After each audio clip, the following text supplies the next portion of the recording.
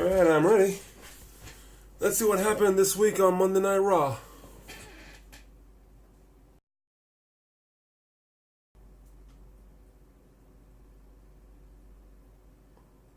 What the hell was that? Hello everyone, it's Oren the Wrestling Guy here, and I gotta say, I'm pretty new to this whole review thing, but what I saw this past Monday night, what the hell was that? Where do I even begin? Let's start with NXT. I never thought I would hear myself say a bad word about NXT, but I guess hell has frozen over.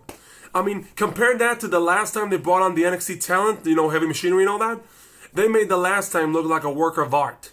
And then, out of the four of them, only the match with Ricochet actually made any sense.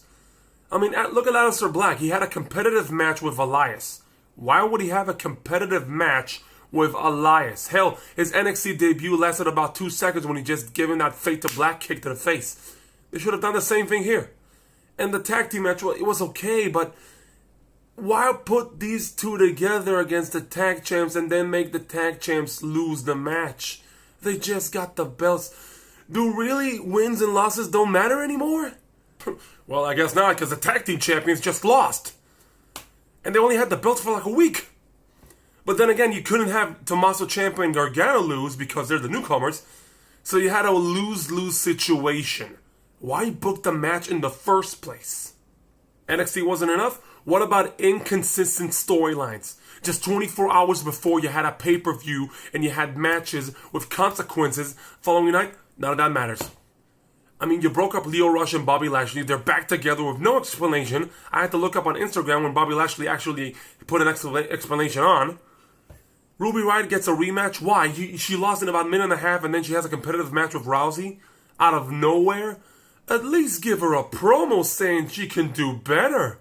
Because she can. Automatic rematches? There is no automatic rematches. You said it yourself. No automatic rematches. So why does she get an automatic rematch? Stop it. There are a couple of more nitpicks, like the loss of Dean Ambrose in 2 minutes to Drew McIntyre and the bad promos of Finn Balor and Bayley and Banks.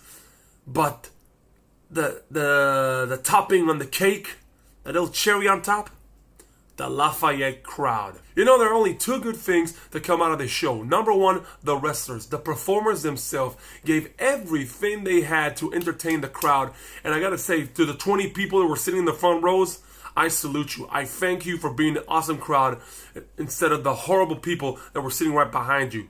So for the wrestlers and for those 20 people, I thank you.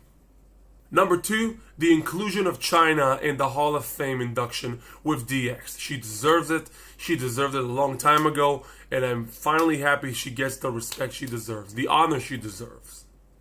My final score for this show is a 0 out of 10. This show was a catastrophe in the making.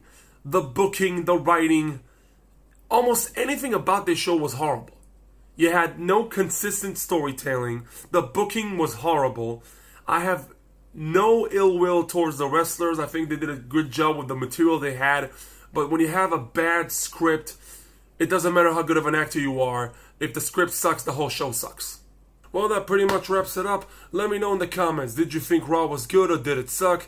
I would love to hear your opinion. And please leave a like and subscribe. And I'll see you next time on 5 vs. 5.